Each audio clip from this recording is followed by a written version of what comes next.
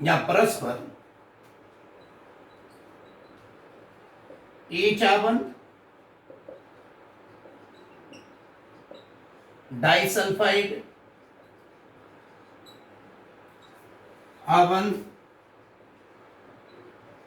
या वंडरवाल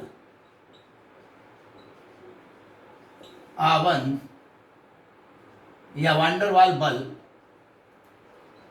द्वारा आकर्षित होकर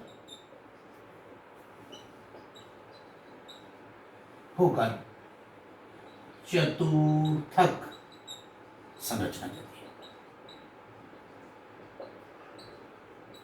यह प्रोटीन की सर्वाधिक जटिल संरचना है। यह प्रोटीन की सर्वाधिक जटिल संरचना है।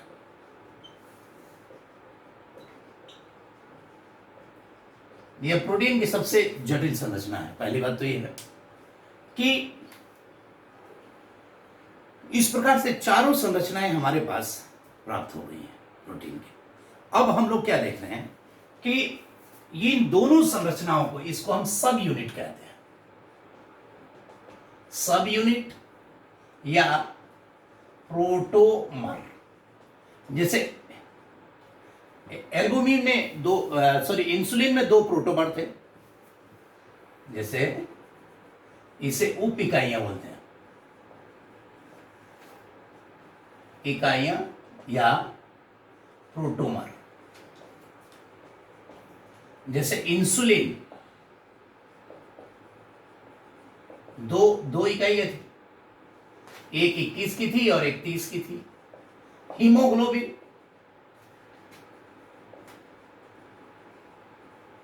मैंने बोला कि 4 इकाइयां हैं, 141 की 2, 146 की 2। तो ये आपस में जुड़कर आपका ये संरचना देती है। अब मान लीजिए कि एक और टॉपिक आता है विकृतीकरण, डीनेचुरेशन ऑफ प्रोटीन। जैसे प्रोटीन प्रकृति में पाया जाने वाला सबसे संवेदी बहुलक है पदार्थ, सर्वाधिक संवेदनशील होता है। प्रोटीन सर्वाधिक संवेदनशील जैव बहुलक है।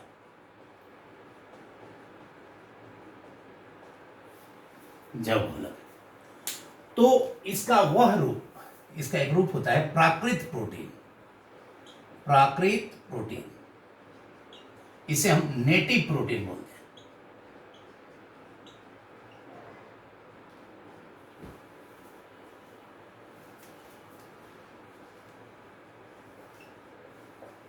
यानी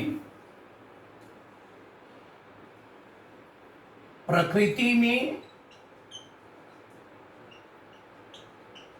पाया जाने वाला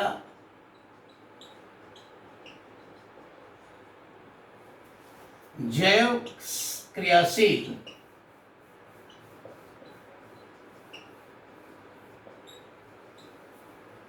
सेल प्रोटीन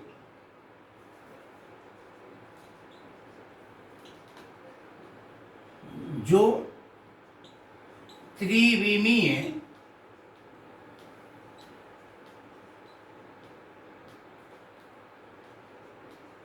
संरचना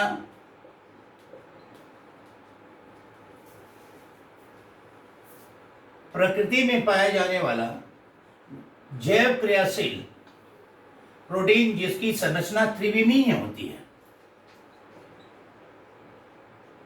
जिसकी संरचना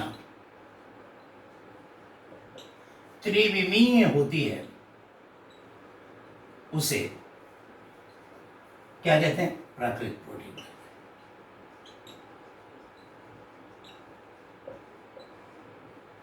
अब जितने भी प्रोटीन है, जैसे दूध, जितने भी प्रोटीन है, अंडे में जो प्रोटीन का होता है प्रोटोप्लाज्म, ये सारे, और कोई भी कोई भी परिवर्तन, चाहे कोई भी भौतिक परिवर्तन कहिएगा, भौतिक, जो या जैसे ताप में परिवर्तन, ताप में परिवर्तन, पीएच में परिवर्तन, जैसे तापमान में परिवर्तन कर दीजिए, पीएच में परिवर्तन कर दीजिए, जिससे प्रोटीन की सेकेंडरी तथा टर्सरी संरचना अस्त व्यस्त हो जाए।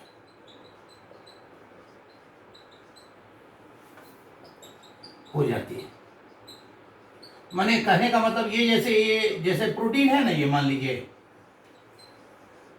ये प्रोटीन है, मान लीजिए। अब ये प्रोटीन आपका ऐसे देखिए पड़ा हुआ था, ये आपका प्रोटीन है।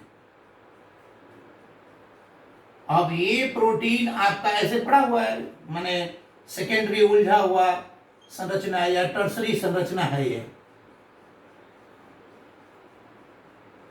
अब ये पड़ा हुआ है, अब इसको गर्म कर दिया जाए, इसमें अम्ल डाल दिया जाए, क्षार डाल दिया जाए, और जिसकी वजह से ये अब सीधा हो जाए, माने ये कैसा हो गया, ये ऐसे सीधा हो गया। तो बस, तो ये क्या करेगा कि अपना जैविक क्रियाशीलता खत्म कर देगा, जो इसका अपना फंक्शन है वो नष्ट हो जाता है।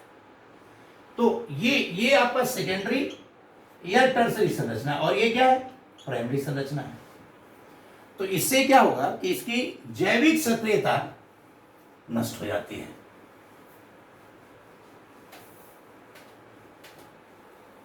इससे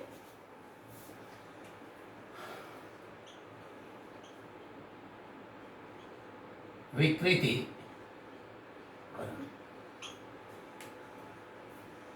इससे प्रोटीन की जैविक संरचना नष्ट हो जाती है।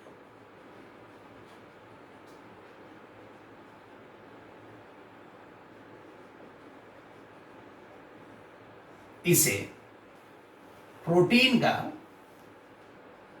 विकृतीकरण कहते हैं, विकृतीकरण कहते हैं। अब मान लीजिए जैसे दूध है, दूध से दही बनना,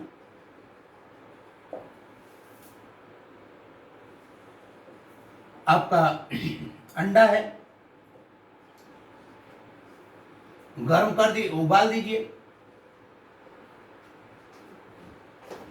और ये अंडा का हो जाता है, यहां द्रव अवस्था में है और ये ठोस हो जाएगा। अंडे का ये जो है स्कंदन हो गया, स्कंदित। अब ये देखिए, यहां जो जल था, जल H2O अणु जो थे, जो ये H आबंध टूटते हैं, H2O अणु H आबंध टूटने से, H आबंध जो टूटते हैं, जो सेकेंडरी और टर्सरी के H आबंध टूटने से उनका उपयोग हो जाता है, वो अवशोषित हो जाते हैं, अवशोषित हो जाते हैं, अवशोषित हो जाते हैं।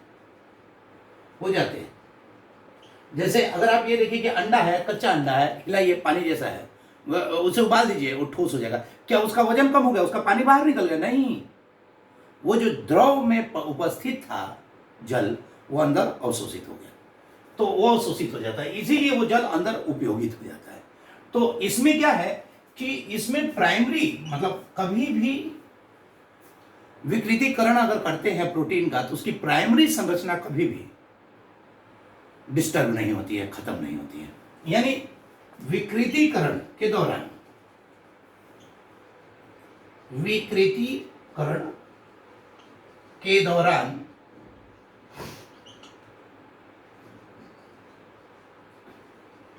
प्रोटीन की प्राथमिक संरचना